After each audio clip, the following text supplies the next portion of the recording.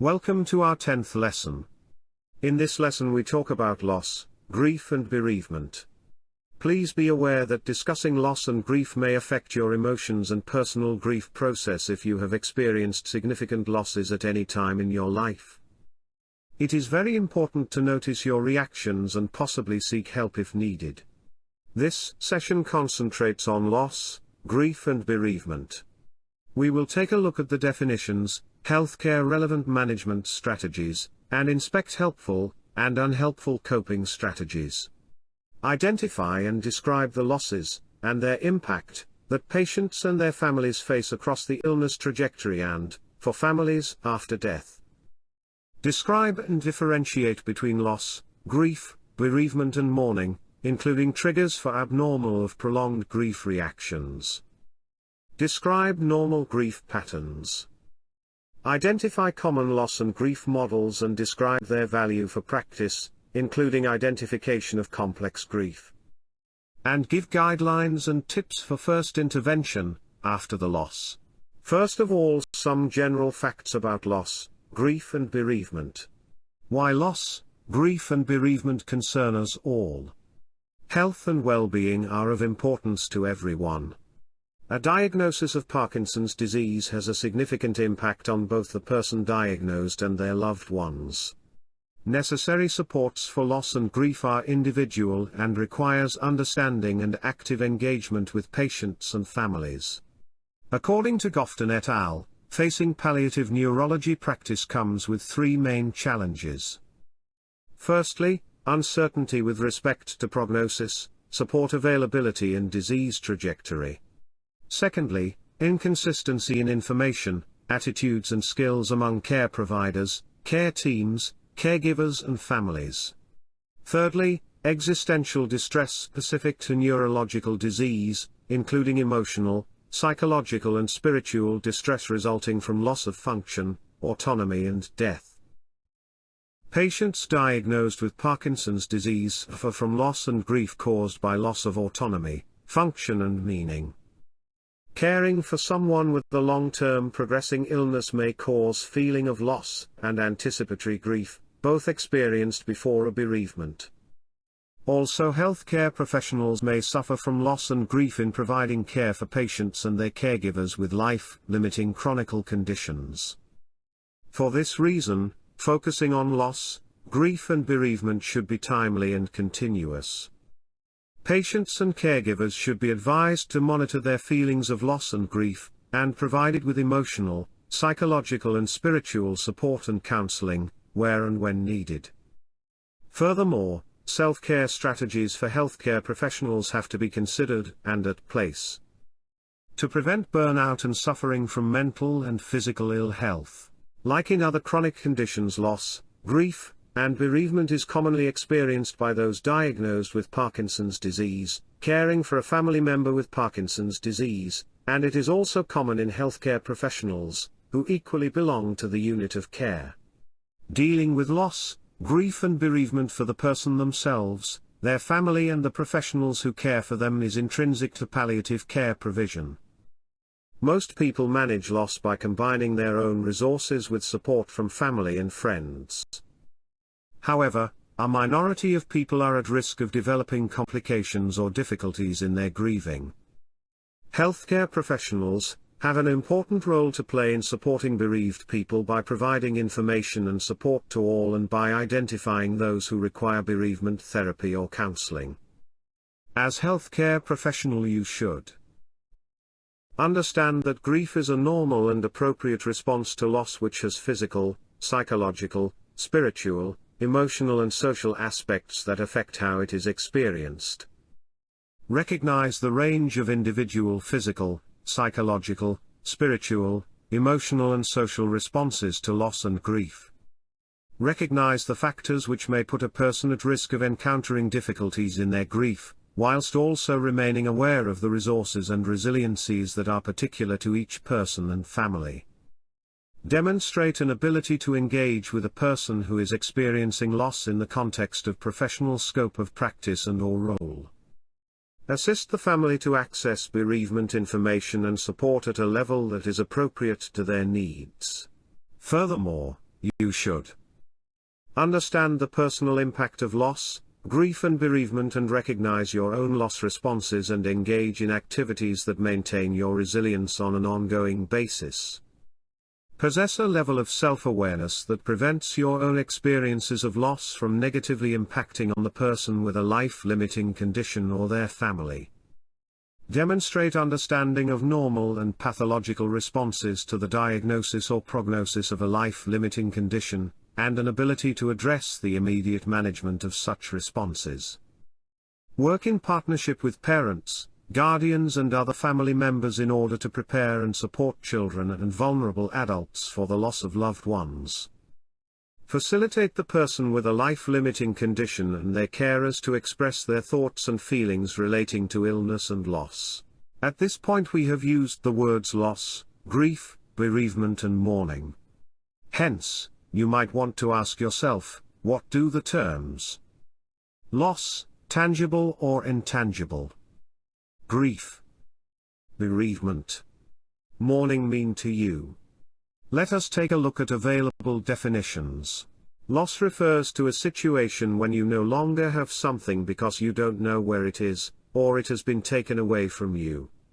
Grief is an emotional and psychological reaction to loss. Grieving refers to the psychological components of bereavement, the feelings evoked by a significant loss, especially the suffering entailed when a loved one dies. The actions and manner of expressing grief are culturally related. Bereavement is a progression through the stages of grief prior to the loss. Bereavement comes with a feeling of to be robbed or deprived of something valuable. In our society it commonly refers to the death of a significant person. Mourning refers to social expressions or acts expressive of grief that are shaped by a given society or social group. Bereavement can be expressed in various acts of mourning such as funeral ceremonies or the withdrawing from public activities. Grieving and mourning have been conceived as the processes whereby the bereaved person adjusts to the reality of their loss, enabling them to disengage from the deceased and reinvest in new relationships and living situations. There are different types of loss, such as tangible, actual or physical, losses, which are apparent and easily recognized, such as loss of a body part, changes in physical health, loss of personal belongings. And then there are intangible losses or perceived or psychological losses, which are less obvious, such as loss of prestige, power, security, loss of hopes and dreams for self and others, loss of faith in own belief system. It is important to remember that each person has an individual response to their specific loss. Theoretical concepts of what is normal regarding bereavement can help predict a greater risk of complicated bereavement, and even diagnosis of pathological, unresolved grief. People who have been confronted with Parkinson's disease confirm the feelings of loss. However, they also express that besides having Parkinson's there is still a life to life and choices to make. In one interview Ozzy Osbourne has uttered, "Of all the things I've lost, I miss my mind the most." And Michael J. Fox has added, "I don't have any choice whether or not I have Parkinson's, but surrounding that non-choice is a million other choices that I can make." Terry Pratchett announced his diagnosis with early-onset Alzheimer's disease, calling it an embuggerance, when he pulled out of a planned summer Discworld festival. Shortly before his death, he told, "The embuggerance is finally catching up with me." We go on to the relevance of loss, grief management and bereavement support. In Parkinson's and related disease, the illness trajectory is difficult to predict. Due to the limited access to neurology specialists, it can take a long time until patients receive a diagnosis. Many patients with Parkinson's disease react well to medication. This phase is also known as the honeymoon phase. Strong hopes can be connected to feeling better or with promises of finding the cure for Parkinson's. Still, Parkinson's disease is a progressive disease that comes with disability and frailty. Thus, the illness trajectory can be seen as a cycle that contains promises, hopes and losses. The loss cycle in the diagnosis of a chronic life-limiting condition begins with progressive symptoms that lead to specialist referrals and clinical investigation. The diagnosis, treatment, and nurture hope, but also cause the feeling of loss.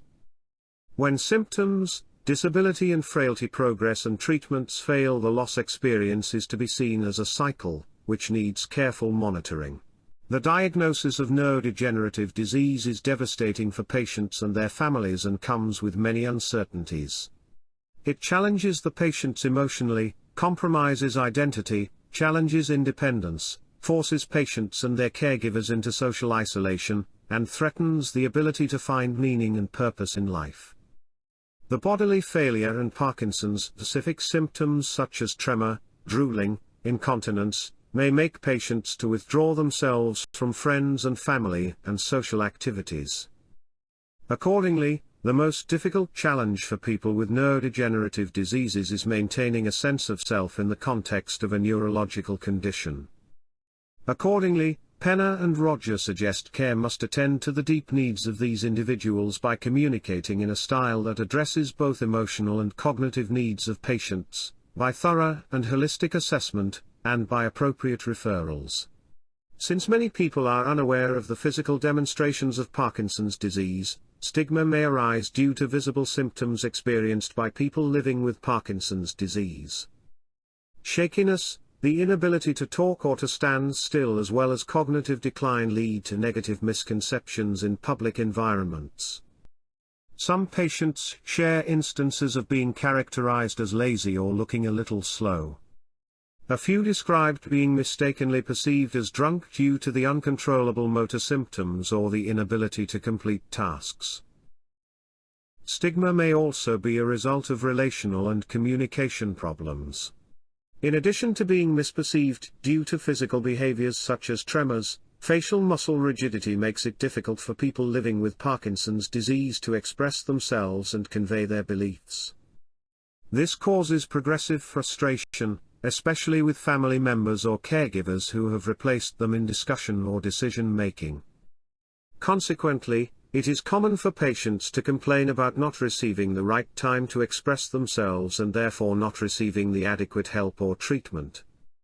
Nonetheless, stigma is not only linked to observable characteristics of patients with Parkinson's disease but also to the loss of functionality.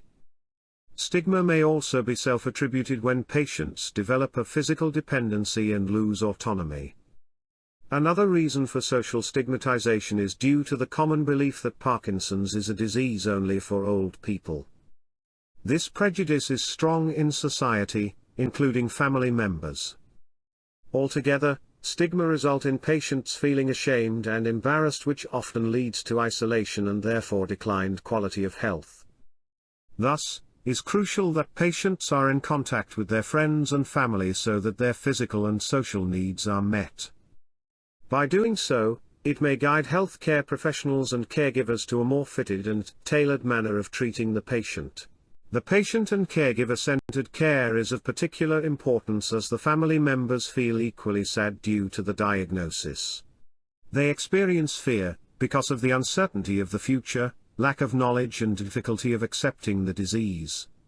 The physical presence but psychological or emotional absence leads to the feeling that the person is absent, and the relationship is lost. The ways to deal with change and loss are to retain hope that things will be manageable. Retain a positive sense of self, to be able to recruit and accept help and depend on others. Feeling of value to others and to the society. These ways of dealing with change and loss must be acknowledged, recognized and supported by professional caregivers. There is no one model that serves all. Some caregivers find comfort in support groups, others are relieved if they can stick to their normal activities as much as possible. Researchers have developed and modified several models that try to capture the experiences of grief and loss. Maslow's hierarchy of needs will not be new to most of you. Maslow's model acknowledges our human or existential urge to grow, to seek happiness and fulfillment, and to live up to our full potential. As healthcare providers, we tend to focus on low-level basic needs, such as health and safety.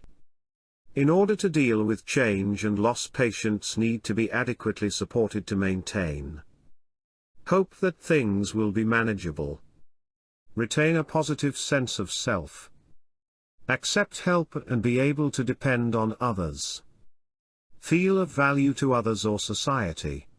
There are numerous of grief and bereavement.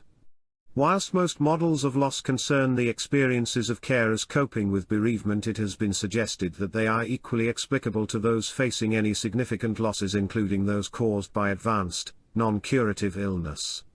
Principally, models of grief act as guides to enable us and those who are bereaved to make sense of the intense emotions, feelings, thoughts and behaviors which may be experienced during grieving.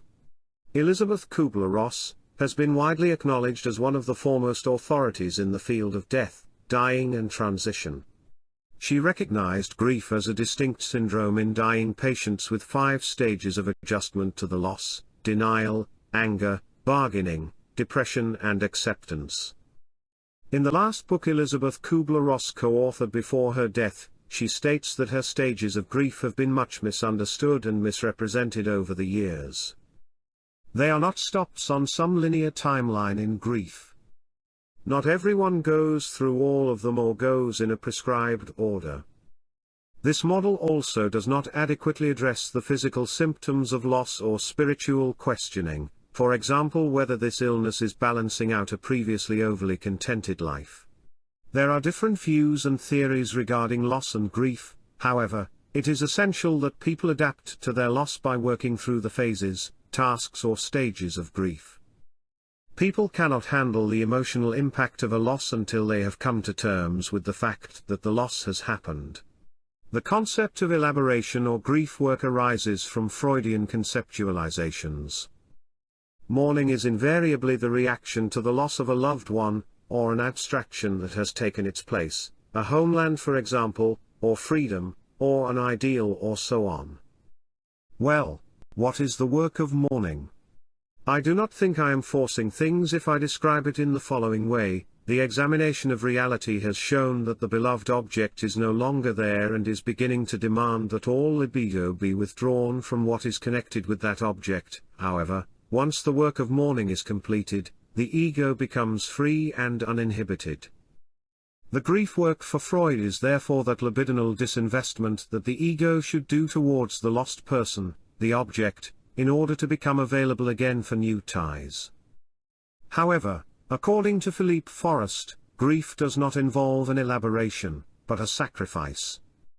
It presupposes that self-abandonment, that voluntary mutilation by which the living person lets the dead person take a part of him into the grave. Grief is a sacrifice, that of renouncing for the things that the relationship guaranteed: protection, safety, nourishment, affection, attachment, pleasure, future, project, and so on. Children may need special attention. According to Kubler-Ross, up to the age of 3 a child is concerned only about separation. Also, death is not a permanent fact for a 3-year-old. It can feel temporary. After age 5, children regard death as meaning someone has been taken away. Around age 9 to 10 the realistic conception begins to show. They begin to understand that death is a permanent biological process.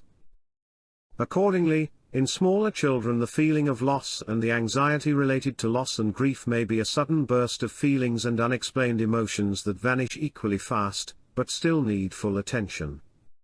For children's grief, consult available guidelines in the additional resources section of this lesson. There are many books to talk about loss, death, dying, and grief. Children, like adults, may benefit from attending bereavement groups. Not all grief is pathological, needing professional help, but it is important to notice the difference between normal grief patterns and those that possibly need interventions. In 2003, Warden, a clinical psychologist, introduced the concept that grief and loss required active participation by the mourner in order to achieve adjustment to their new situation. In this model, patients must work through the emotional pain of their loss, whilst adjusting to changes in their circumstances, role, status and identity. His task-based model has been adapted specifically for those faced with a life-threatening illness rather than a bereavement. In this new model, the first phase is pre-diagnostic, when symptoms present and tests are performed. The acute phase then follows when the patient is given their diagnosis, and must face this and decisions regarding potential treatment options. This parallels Warden's first morning task, where the reality of the loss must be faced. The chronic phase is when the patient must cope with ongoing life demands whilst coping with treatment or ongoing effects of the illness, working through Warden's second task of pain and grief. The final phase in the case of a non-curative illness is the recognition that death is inevitable and that life can no longer be significantly prolonged. Warden himself warns that these feelings and emotions and adaptations do not fit into neat boxes. People will move back and forth from one task to another during their grief. Grief not only elicits emotional disturbances, but also physical symptoms, such as tightness in chest, breathlessness, loss of appetite, or affects our behavior, such as disturbed sleeping patterns, difficulties with remembering, or hyperactivity. The mixture of various sensations and feelings are considered to be a normal component of grief, and it may be helpful if those who are grieving have such symptoms affirmed as normal. It is also important to confirm that grief will never vanish and may return unexpectedly.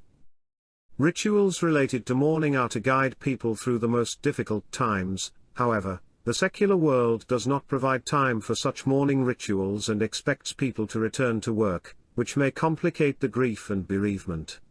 In Parkinson's disease, the relationship between caregiver experiences of caregiving burden, depression and grief is likely to be multidirectional. For example, grief and caregiver burden can lead to depressive symptoms, while depression can worsen feelings of grief and burden. According to Fox et al., anticipatory grief was more common among carers of a loved one with Parkinson's disease experiencing hallucinations, repetitive questioning, and agitation. Cognitive decline and other non-motor symptoms are particular risk factors for anticipatory grief in Parkinson's disease. Increasing levels of anticipatory grief may be associated with more limited mobility, difficulties sleeping and in performing activities of daily living. This is in keeping with the multiple losses associated with progressing Parkinson's disease being associated with grief while the person is still alive. Greater anticipatory grief is typically experienced among carers whose loved one was younger and who therefore tended to be younger themselves, and therefore, having experienced less loss and grief. What do the terms anticipatory grief, complex grief, disenfranchised grief mean to you? Anticipatory grief describes the progression through the stages of grief prior to the loss. Complex grief is sometimes also called as complicated grief, traumatic grief, prolonged grief or chronic grief. This extreme grief is characterized by a yearning and longing for a normality which impacts negatively on a person's relationships, employment and life. This condition may need professional assessment and supervision. And finally, disenfranchised grief is a grief form, which is unrecognized by society because of the relationship to the deceased, the perceived importance of the loss or poor understanding of the need to grieve a loss over time, and during significant anniversaries or events. Both the stages and tasks of mourning suggest that acceptance and coming to terms with loss is paramount to avoid complicated grief and greater anguish in the longer term. Continuing Bond's theory, Silverman and Class challenged these earlier models, suggesting that major loss can never fully be reconciled. Instead, the patient as well as the caregivers must live with the knowledge of their loss and incorporate the feelings this invokes into their daily lives. Silverman and Class do not see bereavement or grieving as ever fully resolved, culminating in closure or recovery. They propose that rather than letting go, the bereaved person negotiates and renegotiates the meaning of their loss over time. Death is permanent, however grieving and mourning can maintain the presence of the deceased in the web of the family. They are remembered and not forgotten, they continue to have a role in the memories of the bereaved. The dual process model developed by Struber and Schutt in 1999 looks at grief work as a process whereby the person suffering the loss copes by facing their emotions for part of the time, switching to tasks which allow escape from their emotions when they become overwhelmed by them. Grief only becomes complicated when a patient becomes stuck in persistent grieving without the ability to switch off, or when they are avoiding dealing with the loss completely and continue to live as if nothing happened. There are occasions when exploring the loss and encouraging the patient to move out of denial may be detrimental to quality of life rather than improving it. Sandman suggests that where a patient has no significant unfinished business, has no desire to finish business or make amends, or if the patient is unable to fulfill desires due to incapacity, then becoming aware of their imminent demise will only cause greater anguish. Accepting the diagnosis may only cause the patient to give up rather than seek to resolve unfinished business. The recognition by family of the incurable and advanced nature of the illness may also cause relationship changes that are detrimental to quality of life. In a recent review, Struber et al. From 2005 reported that during uncomplicated grieving there is little evidence of a beneficial effect of divulging and working through emotions when grief work is instigated by a third party. Writing or talking about disturbing or traumatic loss may be most beneficial to those who find it difficult to openly display their emotions, or for those who are presenting with signs of complicated grieving. Do men and women grieve differently? Men are growing up encouraged to be strong, do not show their feelings, do not talk about emotions. Hence, men may need encouragement to talk about loss and permission to express feelings. Women, on the other hand, are to have a good cry, share emotions and feelings. Women may need support to rethink and replan life without the deceased. However, such suggestions must be critically revised. In care situation, address individual coping strategies and methods gained via previous losses and life experiences. Pay attention to potential risk factors related to coping with loss. Practicing in culturally safe ways is estimated to improve access to and quality of care. Healthcare professionals need to remember that culture may also affect how a person expresses his or her loss, grieves or practices mourning. In this context, practicing cultural safety is of importance. Cultural safety means above all checking, are we on the same page? It focuses less on the patient and more on the caregiver. Cultural safety is distinct from cultural sensitivity and cultural competence. It is about reflexivity in examining the beliefs, values, and assumptions of healthcare professional held about the other, and how these might be influencing our perception and practice. Furthermore, it need reflection about healthcare professionals' own beliefs and assumptions, patterns of grief, coping strategies and possible barriers. Past losses and separations can have an impact on current losses, separations and attachments. People who have had a history of depressive illness also run a higher risk of developing a complicated reaction. While death and dying are for many people the ultimate trauma, people can experience similar emotional upset when dealing with many of life's challenges, especially if confronted with something for the first time.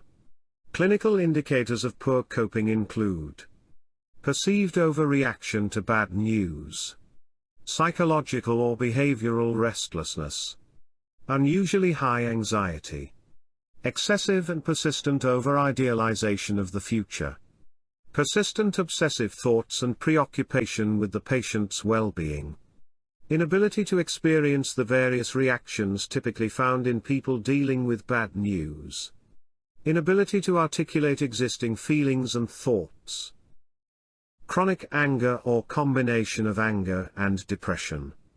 Healthcare professionals are often present at the times of loss, grief and bereavement. Typically, they do not necessarily have the knowledge, expertise or confidence to deal with bereaved individuals. Knowledge of theories of grief and bereavement can help healthcare professionals understand how people deal with the loss. Based on clinical indications of poor coping, referrals to specialists, such as psychologists, psychotherapists or healthcare chaplains could be of importance. Anyhow, grief is a normal process, which should not be medicalized.